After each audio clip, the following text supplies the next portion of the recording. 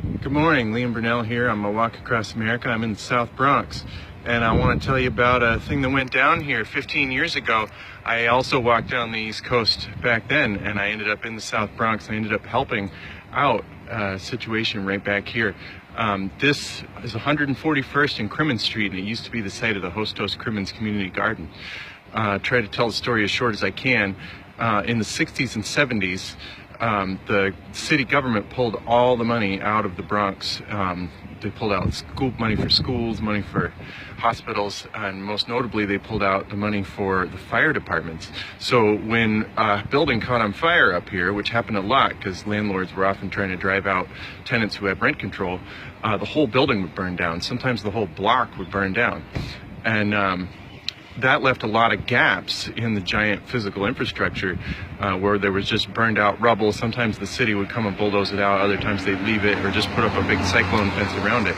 And what happened here is that a group of elderly Puerto Rican folks, well, I guess they weren't that elderly back then, in the 70s, they volunteered thousands of hours of their time to clean up the mess. They pulled all the bricks and needles and, garbage out, and found the dirt underneath and rehabilitated the soil and made a garden, a beautiful garden. I got to see it in the year 2002.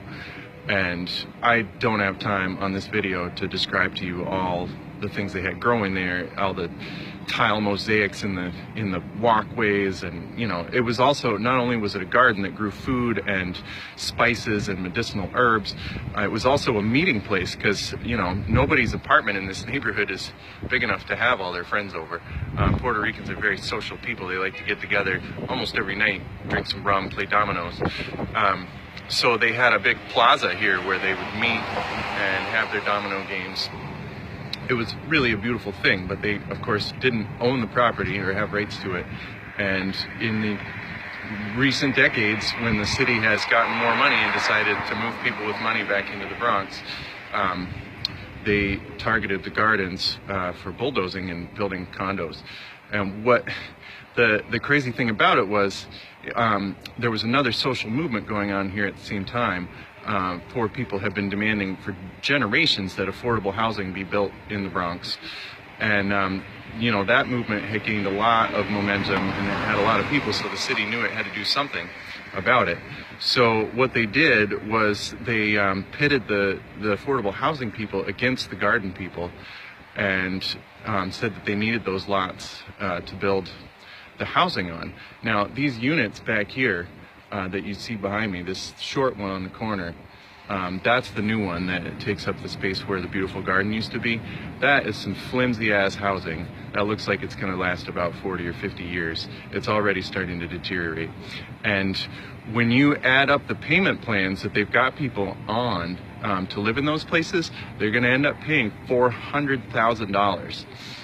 Granted, that's not a terrible price in New York City, but the word affordable is possibly a little bit misplaced here. And the affordable housing people have been fighting for so long and desperate to claim a victory that they just went for it and were like, yeah, this is it.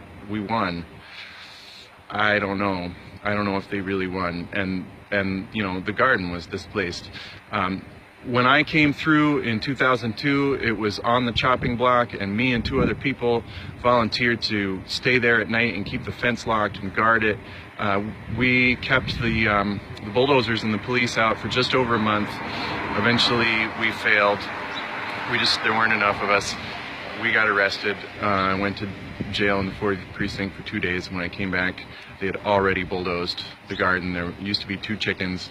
There was just one sad chicken running around this big mud pit, and it made me cry. And I wrote a book about that adventure. I haven't tried to publish it yet, but you can read a lot more about the garden in that book when it comes out.